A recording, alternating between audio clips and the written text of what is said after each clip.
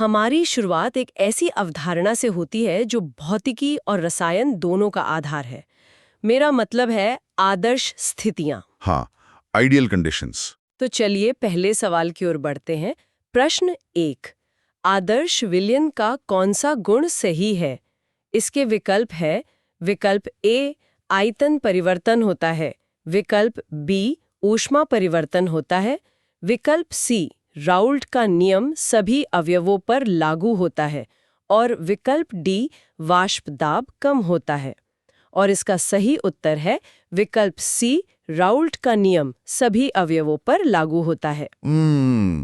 यहाँ आदर्श या जो आइडियल शब्द है ना, उसे समझना बहुत जरूरी है।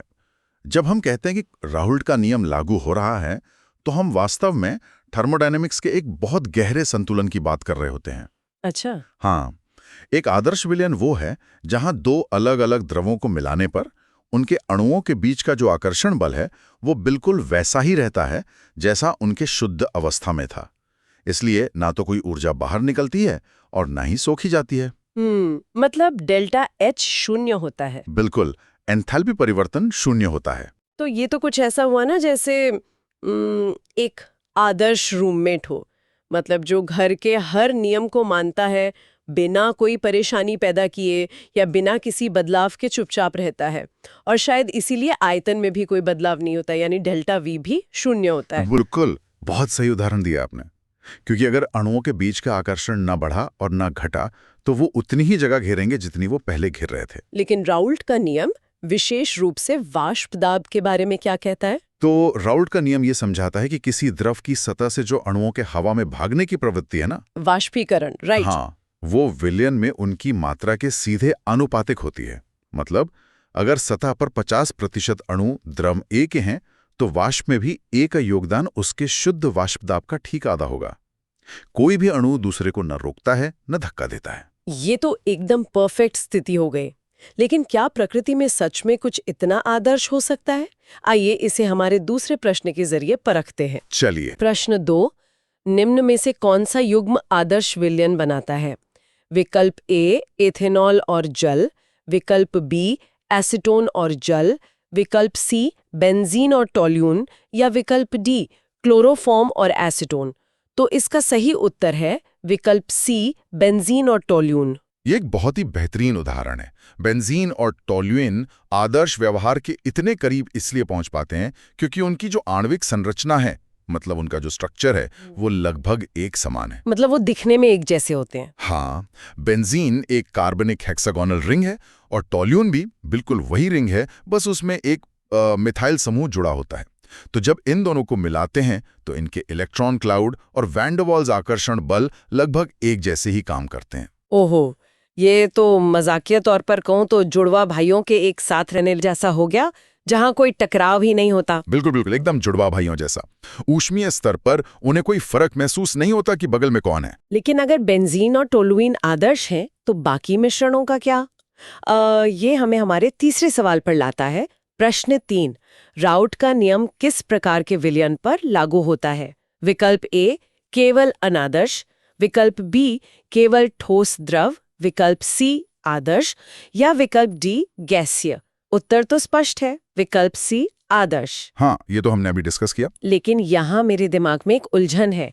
अगर वास्तविक दुनिया में, मतलब ज्यादातर विलयन आदर्श नहीं होते, तो रसायन विज्ञान में हम इस राउट के नियम को इतनी अहमियत देते ही क्यों हैं? ये बहुत ही शानदार सवाल पूछा आपने। बात यह है कि हम राउल के नियम का उपयोग एक बेस लाइन की तरह करते हैं, एक मानक के रूप में। हाँ, ठीक वैसे ही जैसे हम भौतिकी में आइडियल गैस मानते हैं। वास्तविक दुनिया में कोई भी गैस 100% आदर्श नहीं होती, लेकिन आदर्श स्थिति को समझे बिना हम ये कैसे नापेंगे कि कोई वास्तविक चीज उससे कितना भटक रही है? ओह, समझ गई। मतलब वो हमें एक गणितीय ढांचा देता है। बिल्कुल, इसी से हम नाप पाते हैं कि अणुओं के बीच नई अंतःक्रियाएं कैसी हो रही हैं। और यहीं से विलयन की असली जटिलता शुरू होती है, विचलनों का विज्ञान। आइए देखते हैं, जब अणु एक दूसरे के साथ आदर्श व्यवहार नहीं करते, तब क्या होता है। प्रश्न 4, सकारात्मक विचलन यानी पॉजिटिव डेविएशन वाला विलयन किसका संकेत है? विकल्प ए, AB आकर्षण AA से ज्यादा है। विकल्प बी, AB आकर्षण AA से कम है। विकल्प सी, आयतन में कमी, या विकल्प डी ऊष्मा उत्सर्जन? और इसका सही उत्तर है विकल्प बी AB आकर्षण AA से कम है। इसे अगर हम आणविक स्तर पर देखें तो ये दरअसल बंधनों के कमजोर होने की कहानी है। मान लीजिए आपके पास शुद्ध एथेनॉल है। ठीक है। एथेनॉल के अणु आपस में मजबूत हाइड्रोजन बॉन्ड बनाकर एक दूसरे को जकड़े रहते हैं। अब अगर आप इसमें साइक्लोहेक्सेन जैसा कुछ मिला दें जो इन बॉन्ड्स के बीच घुस जाए तो एथेनॉल के अणुओं की पकड़ ढीली पड़ जाएगी। अरे ये तो एक पार्टी की तरह हो गया। मतलब जहां नए मेहमान आए जो कि AB हैं और उनकी आपस में बिल्कुल नहीं बनती, तो वो जल्दी से पार्टी से बाहर भागना चाहते हैं, यानी वाष्पीकरण होना चाहते हैं, है ना? हाँ, बिल्कुल। और जब उनकी आपस की पकड़ कमजोर होगी तो वो बहुत आसानी से सतह छोड़कर वाष्पन बन जाएंगे।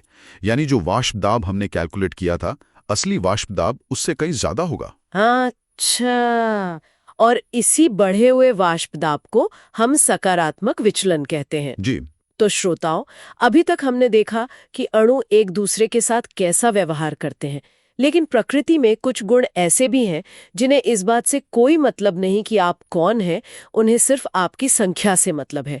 चलिए हमारे दूसरे हिस्से पर चलते हैं, कॉलिगेटिव गुण। ये बहुत ही मजेदार हिस्सा है। हाँ, तो प्रश्न 5, कॉलिगेटिव गुण किस पर निर्भर करता है? विकल्प ए विलायक की प्रकृति पर, विकल्प बी विलेय के प्रकार पर, विकल्प सी कणों की संख्या पर, और विकल्प डी ताप पर। इसका सही उत्तर है विकल्प सी कणों की संख्या पर। अणुसंख्य गुणधर्म या जो ये कॉलिगेटिव प्रॉपर्टीज हैं, ये पूरी तरह से अव्यवस्था यानी एंट्रोपी पर आधारित हैं। एंट्रोपी? हाँ। जब आप शुद्ध पानी में कोई भी विलय मिलाते हैं, चाहे वो चीनी का भारी अणु हो या नमक का हल्का आयन, वो पानी की प्राकृतिक व्यवस्था में दखल देता है। पानी की सतह पर अब सिर्फ पानी नहीं है, वो विलय के कण भी आ गए हैं। जिसका सीधा मतलब है कि पानी के वाष्प बनने की क्षमता कम हो जाती है। ये तो किसी स्टेडियम की टिकट चेकिंग जैसा है। मतलब गार्ड को इससे कोई फर्क नहीं पड़ता कि अंदर जाने वाला व्यक्ति कौन है, कितना अमीर है या कैसा दिखता है। उसे सिर्फ टिकटों की संख्या यानी कणों की संख्या से मतलब है। क्या बात है, एकदम सटीक एनालॉजी। प्रकृति विलय की रासायनिक पहचान को इग्नोर कर देती है, उसे सिर्फ गिनती से मतलब है जो रास्ते में रुकावट पैदा कर रहे हैं। तो चलिए अब ये पहचानते हैं कि इनमें से कौन इस सांख्यिकी नियम के दायरे में नहीं आता। प्रश्न 6, निम्न में से कौन सा कॉलिगेटिव गुण नहीं है?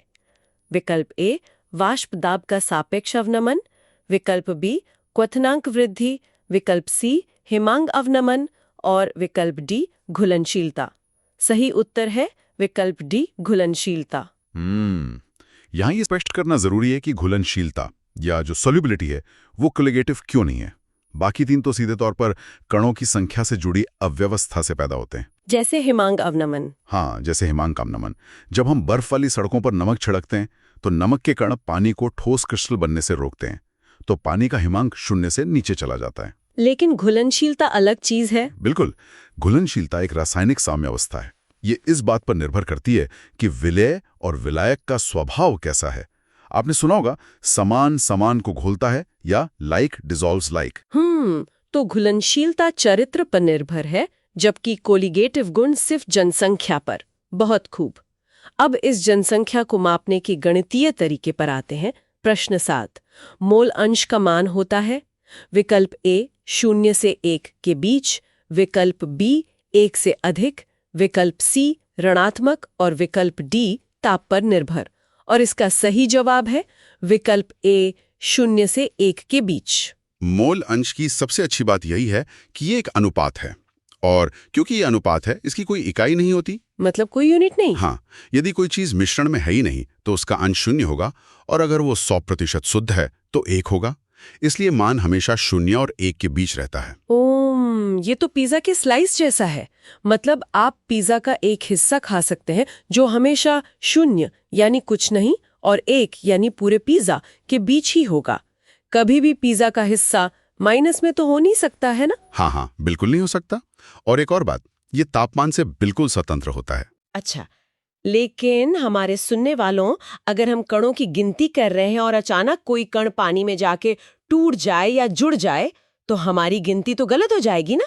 यहीं से वैन हॉफ की एंट्री होती है। हाँ, और ये विज्ञान का एक बड़ा टर्निंग पॉइंट था। तो प्रश्न 8, वैन हॉफ गुणांक जिसे आई कहते हैं, उसका उपयोग किस में किया जाता है? विकल्प ए आदर्शता जांचने में, विकल्प बी विचलन सुधारने में, विकल्प सी दाब मापने में, या विकल्प डी आयतन मापने में। और सही उत्तर है विकल्प बी विचलन सुधारने में। देखिए, 19वीं सदी में जब वैज्ञानिक कॉलिगेटिव गुणों को कैलकुलेट कर रहे थे तो उन्हें नमक जैसे इलेक्ट्रोलाइट्स के साथ अजीब रिजल्ट मिल रहे थे। अजीब कैसे? मतलब थ्योरी और प्रैक्टिकल मैच नहीं कर रहे थे। तब वैन 't हॉफ ने बताया कि भाई ये कोई एरर नहीं है, असल में इलेक्ट्रोलाइट्स पानी में जाके टूट रहे हैं। तो ये जो गुणांक आई है, ये दरअसल उसी विचलन को, उसी त्रुटि को सुधारने का तरीका है। यानी अगर मैंने 1 मोल कण डाला और मुझे प्रभाव 2 गुना दिखा, तो इसका मतलब वो कण अंदर जाकर 2 हिस्सों में टूट चुका है। बिल्कुल सही। आइए इसी टूटने की प्रक्रिया को अगले प्रश्न से समझते हैं। प्रश्न 9, यदि इलेक्ट्रोलाइट का अपघटन यानी डिसोसिएशन होता है तो वैन 't हॉफ गुणांक होगा विकल्प ए 1 से कम, विकल्प बी 1 के बराबर, विकल्प सी 1 से अधिक, या विकल्प डी 0। सही उत्तर है विकल्प सी 1 से अधिक। जब हम सोडियम क्लोराइड यानी नमक को पानी में डालते हैं तो पानी के अणु Na+ और Cl- आयनों को अलग कर देते हैं। क्रिस्टल टूट जाता है। तो 1 कण 2 बन गया। ये तो ऐसा हो गया जैसे आपने पार्टी में एक दोस्त को बुलाया जो कि 1 कण है, लेकिन वो अपने साथ 2 और दोस्तों को ले आया, तो कुल लोग तो 1 से अधिक हो गए ना। एकदम सही। लेकिन यहाँ एक तकनीकी पेच भी है। वो क्या? बहुत ज्यादा सांद्रता पर ये आयन कभी कभी फिर से जोड़े बना लेते हैं, तो आई का मान एकदम 2 ना होकर 1.9 या 1.8 रह जाता है। चलिए अब तापमान की एक उलझन की तरफ चलते हैं। प्रश्न 10, हिमांक अवनमन किसके समानुपाती होता है? विकल्प ए मोलरता, विकल्प बी मोलालता, विकल्प सी मोल अंश, या विकल्प डी नॉर्मलता। इसका सही जवाब है विकल्प बी मोलालता। मैंने देखा है कि स्टूडेंट्स अक्सर मोलरता और मोलालता में कंफ्यूज हो जाते हैं। मोलालता ही क्यों? ये एक बहुत लॉजिकल बात है। जब हम हिमांक या क्वथनांक की बात करते हैं तो तापमान बदल रहा होता है, और हम जानते हैं कि चीजों को गर्म करने पर उनका आयतन यानी वॉल्यूम फैलता है। हाँ बिल्कुल। अब मोलरता आयतन पर आधारित है, तो तापमान बदलेगा तो आयतन बदलेगा और मोलरता भी बदल जाएगी। अरे हाँ, और दूसरी तरफ मोलालता द्रव्यमान यानी मास पर आधारित है, और मास तो तापमान के साथ नहीं बदलता। बिल्कुल, इसीलिए तापमान वाले किसी भी फॉर्मूले में हम मोलालता का यूज करते हैं। बहुत ही शानदार। तो श्रोताओं, अब हम चर्चा के उस हिस्से में आ गए हैं जहां लैब का विज्ञान सीधे हमारी कोशिकाओं और पौधों के जीवित रहने से जुड़ता है। हम बात कर रहे हैं परासरण यानी ऑस्मोसिस की। जीवन रक्षक विज्ञान। हाँ। प्रश्न 11, परासरण दाब का सूत्र किसने दिया? विकल्प ए बॉयल, विकल्प बी चार्ल्स, विकल्प सी वैन 't हॉफ, या विकल्प डी डाल्टन। जवाब है विकल्प सी वैन 't हॉफ। मुझे तो लगता है वैन 't हॉफ आज के इस डीप डाइव के असली सुपरस्टार हैं। कह सकते हैं। उनकी सबसे बड़ी खूबी ये थी कि उन्होंने विलेनों और गैसों के बीच एक कनेक्शन ढूंढा। कैसा कनेक्शन? उन्होंने देखा कि जो बहुत पतले यानी डाइल्यूट विलेन होते हैं वो बिल्कुल गैसों की तरह बिहेव करते हैं। जैसे गैस के अणु बर्तन पर दबाव डालते हैं, वैसे ही विलेन में विलेय के अणु दबाव डालते हैं। उन्होंने गैस के फॉर्मूले PV = nRT को बदलकर पाई = CRT कर दिया। और जीव विज्ञान में ये दबाव जिसके आर पार काम करता है, वो हमारा अगला सवाल है। प्रश्न 12, अर्धपारगम्य झिल्ली यानी सेमी परमिएबल मेम्ब्रेन का कार्य है।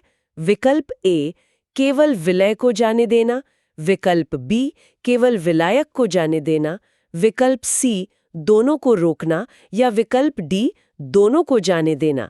सही उत्तर है विकल्प बी केवल विलायक को जाने देना। ये झिल्ली प्रकृति का सबसे एडवांस फिल्टर है। हमारे सेल्स में एक्वापोरेंस नाम के स्पेशल प्रोटीन चैनल होते हैं। एक्वापोरेंस? हाँ, इनका आकार और चार्ज ऐसा होता है कि पानी के छोटे अणु तो निकल जाते हैं, लेकिन नमक या चीनी जैसे बड़े अणु बाहर ही रुक जाते हैं। ये तो किसी VIP क्लब के बाउंसर जैसा हो गया। या फिर हमारी चाय की छलनी की तरह, जो चाय पत्ती को रोक लेती है पर लिक्विड को जाने देती है। बिल्कुल वैसा ही है। इसी चयनात्मक पारगम्यता की वजह से ऑस्मोसिस हो पाता है। चलिए इसके गणित को देखते हैं। प्रश्न 13, समतापी दशा में परासरण दाब किस पर निर्भर करता है? विकल्प ए ताप पर, विकल्प बी दाब पर, विकल्प सी सांद्रता पर या विकल्प डी आयतन पर? सही उत्तर है विकल्प सी सांद्रता पर। अगर हम उसी pi is equal to CRT फॉर्मूले को देखें तो समतापी दशा का मतलब है कि तापमान T को हमने फिक्स कर दिया है और R तो पहले से ही कांस्टेंट है। जी। तो अब जो परासरण दाब है वो पूरी तरह से सांद्रता C पर निर्भर हो गया। विलयन जितना गाढ़ा होगा, पानी खींचने की उसकी प्यास उतनी ज्यादा होगी। और ये प्यास हमें वापस अस्पताल के उस कमरे में ले जाती है जिसका जिक्र हमने शुरू में किया था। प्रश्न 14, यदि दो विलयनों का परासरण दाब समान हो तो वे क्या कहलाते हैं? विकल्प ए हाइपोटोनिक, विकल्प बी हाइपरटोनिक, विकल्प सी आइसोटोनिक या विकल्प डी आदर्श? सही उत्तर है विकल्प सी आइसोटोनिक। मेडिकल साइंस में ये बहुत क्रिटिकल है। हमारे खून का अपना एक ऑस्मोटिक प्रेशर होता है। जब सलाइन ड्रिप दी जाती है तो वो खून के आइसोटोनिक होनी चाहिए। मतलब दोनों का प्रेशर सेम होना चाहिए। हाँ, ताकि पानी का कोई बहाव ना हो। अगर सलाइन ज्यादा सांद्र हो यानी हाइपरटोनिक तो सेल का पानी बाहर खिंच जाएगा और वो सिकुड़ जाएगी। और अगर बहुत पतला सलाइन हो यानी हाइपरटोनिक तो पानी सेल के अंदर घुसेगा और वो फट जाएगी। बाप रे, रसायन विज्ञान का एक गणितीय नियम किस तरह सीधे हमारी जिंदगी की डोर थामे हुए हैं। तो अब हम आज के अंतिम प्रश्न पर आ गए हैं, जो हमारी चर्चा को एक पूरा लूप देकर वापस वहीं ले जाता है जहां से हमने शुरू किया था। चलिए देखते हैं। प्रश्न 15, अनादर्श विलयन में आयतन परिवर्तन का कारण है? विकल्प ए समान अणु आकार, विकल्प बी समान अंतरा अणुक बल, विकल्प सी अंतरा अणुक आकर्षण में अंतर या विकल्प डी ताप परिवर्तन? और इसका सही जवाब है विकल्प सी अंतरा अणुक आकर्षण में अंतर। हमने पहले सवाल में देखा था कि आदर्श विलयन में आयतन नहीं बदलता क्योंकि आकर्षण समान रहता है। हाँ, लेकिन अनादर्श में जब नए अणु एक दूसरे को बहुत जोर से खींचते हैं तो वो करीब आ जाते हैं और कुल आयतन सिकुड़ जाता है। और अगर वो एक दूसरे को रिपेल करते हैं तो आयतन फैल जाता है। क्या बात है। मतलब जहां आदर्श दुनिया में सब शांत था, वहीं रियल वर्ल्ड के विलयनों में आकर्षण और विकर्षण का ये खेल ही सब कुछ डिसाइड करता है। तो श्रोताओं, आज की इस शानदार यात्रा में हमने आदर्श विलयन के कड़े नियमों से शुरुआत की, वैन हॉफ के सुधारों को समझा और परासरण के जीवन रक्षक विज्ञान को भी जाना। और जाते जाते मैं श्रोताओं के लिए एक विचार छोड़ना चाहूंगा। बिल्कुल, बताइए। आज हमने जिन झिल्लियों की बात की ना, जरा सोचिए, अगर हमारे शरीर के एक्वापोरेंस किसी म्यूटेशन की वजह से अपना ये फिल्टर वाला गुण खो दें, अगर वो हर चीज को अंदर आने दें, तो हमारी कोशिकाओं का जो बैलेंस है वो एक पल में खत्म हो जाएगा। जो बल हमें जिंदा रखता है वही हमें खत्म कर देगा।